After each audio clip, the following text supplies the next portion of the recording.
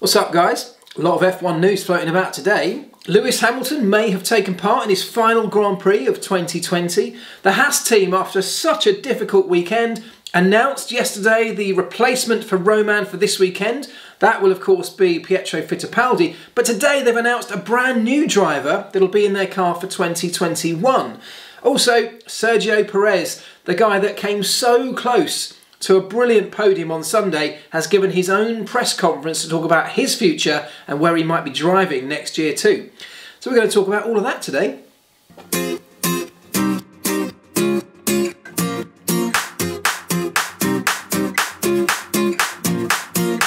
I've missed doing these kind of videos. You know, this is where my channel began, was just me out walking the dogs.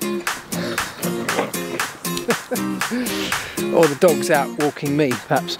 But I've missed it because I enjoy them. They're kind of raw and natural videos. It's me kind of just sharing my life with you and sprinkling in amongst my day some F1 stuff, which there is always something to talk about. And that's what I love about the sport. So I am going to be doing more of these. So if you've missed them too, you're welcome.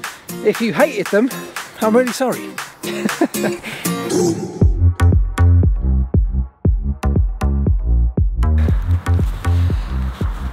Let's start with Sergio Perez.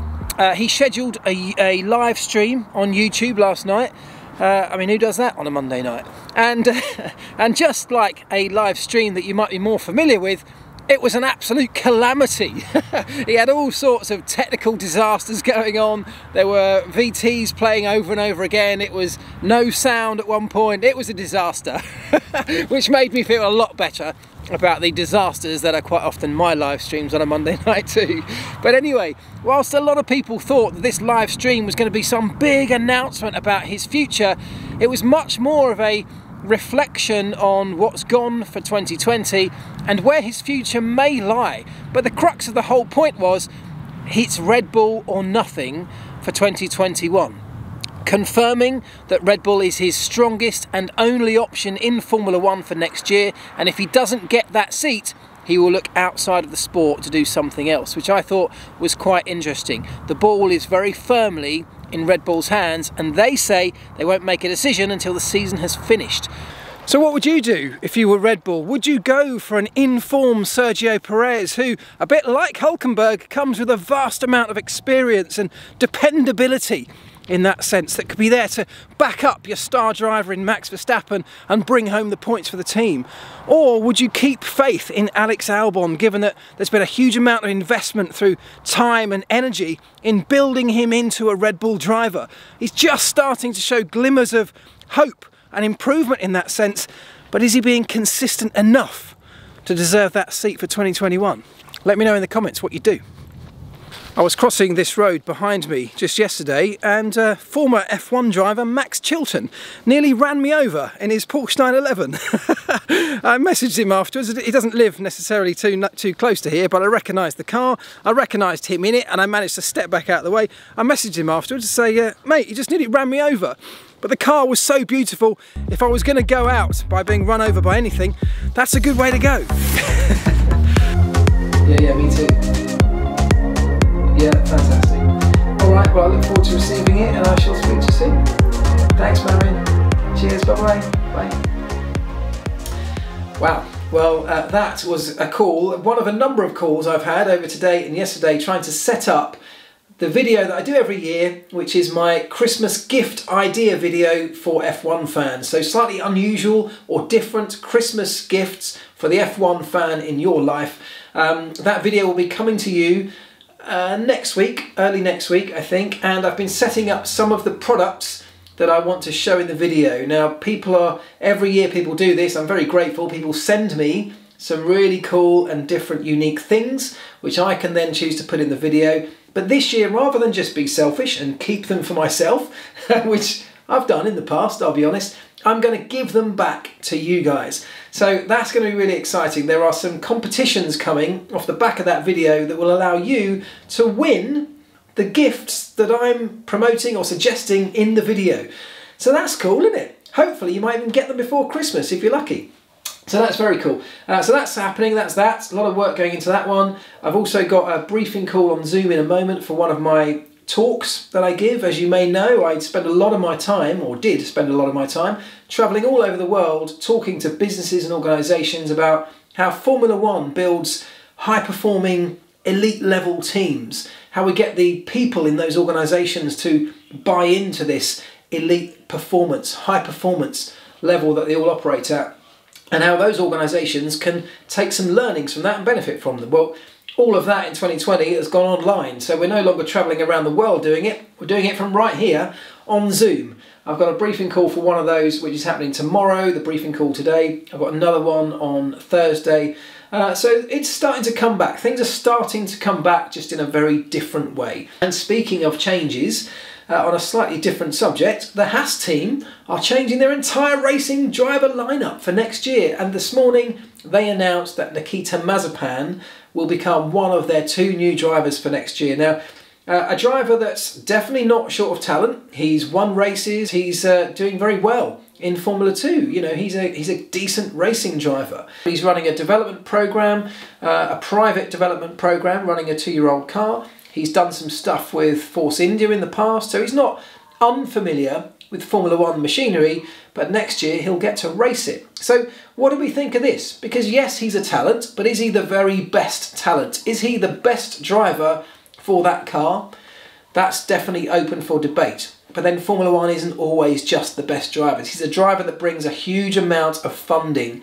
He's a very wealthy family. Whichever way we look at it, Formula 1 in a number of teams now is being forced to go in that direction, to drivers that bring talent, but maybe that's not the predominant thing they bring. Maybe financing is the bigger factor in choosing this particular driver. So I'd love to know what you think on this one as well. Is that a good thing for the sport? Is it a bad thing? Is it just a sign of the mess, the financial mess that Formula 1 has got itself into over the years, and that hopefully the changes we've made to the financial regulations and the cost cap and other things will start to dig us out of that hole, and maybe we can start to swing back towards ultimate performance being the driving factor and decision making when it comes to racing drivers. So let's talk about perhaps the biggest story of all of them. The story that unfortunately for Nikita Mazepin and Pietro Fittipaldi is going to overshadow to some extent their enormous news of their impending Formula 1 debuts, because it centres around the 7-time world champion Lewis Hamilton and his positive COVID-19 test. It means, of course, that he is going to have to step out of this weekend's Grand Prix, maybe even the final Grand Prix in Abu Dhabi too. And it raises a couple of points that I want to talk about. One, of course, is who's going to replace him, and we'll get onto that in a moment. But the other I want to talk about is Lewis's dedication to everything that surrounds a challenge for a world title. He secured, of course, his 7th this year, and whilst he talked about it just after he was crowned a couple of races ago, about how this year he's had to dedicate and commit even more than he's ever done in the past to any other championship. Of course, there's a huge amount of dedication that goes into the driving, the preparation, the physical regime and preparation, the dietary regime that he follows, the mental preparation, everything that goes into a Grand Prix championship challenge, which is huge. It has always been there and is there this year. But this year he's had to dedicate himself to making sure he can take as much control over this out of control virus that's surrounding the world, to make sure that it didn't impact on his world championship. And yes, he's got the virus now, and we don't know the details of how he contracted it, where he contracted it, or who he got it from. But the point is, up until the point where he became champion, he made sure to the best of his ability that it didn't have that impact and take all of that hard work and dedication in all the other areas away from him.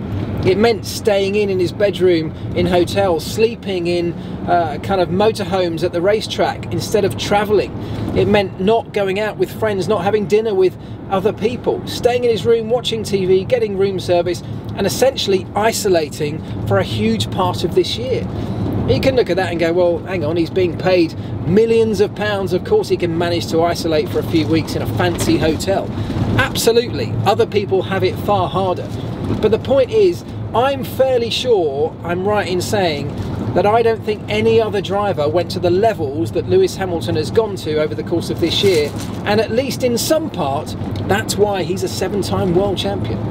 So that brings us on to the part of who's going to replace him. Now obviously we wish Lewis a full and speedy recovery is the most important thing, but then there's this big question of who takes that seat, the most prized seat in Formula One, and there are some leading contenders. I'd love to know your thoughts on this. First of all, we've got Stoffel Vandoorne, who of course is the actual reserve driver. He's on his way out to Bahrain now as we make this video, having just completed the Formula E test in Valencia. That was always the plan, but he's the guy who knows all of the systems. He's been working with the team, he's been sitting in engineering meetings at every race this year, so he knows exactly how they all work. And let's face it, it would seem the fairest solution to give him that opportunity. And let's not forget, when he last got an opportunity like this for McLaren, he stepped up in Bahrain, let's not forget, replacing Fernando Alonso, and out-qualified his teammate Jenson Button and scored the team's first point. An amazing introduction to his Formula One career. I'd love to see him get another opportunity. On top of that, you've got Esteban Gutierrez, also part of the Mercedes family, yet he doesn't have a valid super license right now, so that seems a very unlikely proposition. And actually, he does a lot of really valuable work in the simulator, which they will still need this weekend, of course. Perhaps more than most other weekends, given that we're at a brand new racetrack. Then you've got F1's super sub, F1 supply teacher Nico Hülkenberg, been called on a couple of times and done a brilliant job, so he has to be in the mix. He could be reliable, dependable, and could probably deliver a very solid result, as he has done on other occasions this year. And then there's the one that I think most fans of Formula One would love to see. I'd love to see it myself, George Russell. I'd love to see him get the opportunity. He's part of the Mercedes family, but there are a number of factors that mean that seems unlikely on a number of levels. First of all, he's contracted to Williams. They need a driver for this weekend. And secondly, there's this idea that if George Russell were able to overcome a number of hurdles and get into that Mercedes, is that then being seen as an assessment of him for a potential future drive? Is this a case of pitting him up against Valtteri Bottas? Because if it is that not unfair to parachute him in for one weekend and judge him on that opportunity, given that Valtteri, of course, has far more experience in that car, he's far more familiar with the systems, with the team, with the way they work. It's not a fair comparison, and yet on many levels, if that were to happen, that's exactly what would happen. He would be compared. There's the other side of this, that Williams didn't want to release him when that approach came from Mercedes a year ago. So why would they change their mind? Well, the answer to that could be that Mercedes could offer some kind of compensation, either in terms of hard cash or in terms of something like a subsidised or free engine supply over the course of next year. They could also potentially supply a replacement driver if they wanted to in terms of Stoffel Vandoorne. So there are a number of options. I just wonder that perhaps, although we'd all love to see it on this romantic level, to see George get the opportunity in some top machinery, I would genuinely love to see what he can do.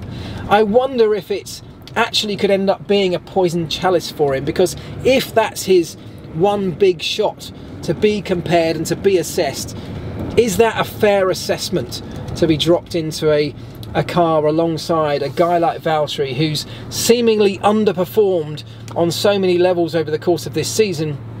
And yet if he were to seriously outperform George Russell, could that be actually a big negative for George and a bit of a nail in his potential future Mercedes coffin? I don't know the answer to any of those things, but I cannot wait to find out. Mercedes say we will find out very soon, in due course, over the next day or so. That announcement will come. I can't wait to see it, but of course in the meantime I want to know what you think. Which of those options would you love to see, or is there somebody that I've missed out that you'd love to see get the opportunity of a rare chance in one of Formula One's top cars, Formula One's top car, in the prized seat at that Mercedes Works team? Let me know, I'd love to know your thoughts. Right, I'm off to go and get the kids now. Ta-ra.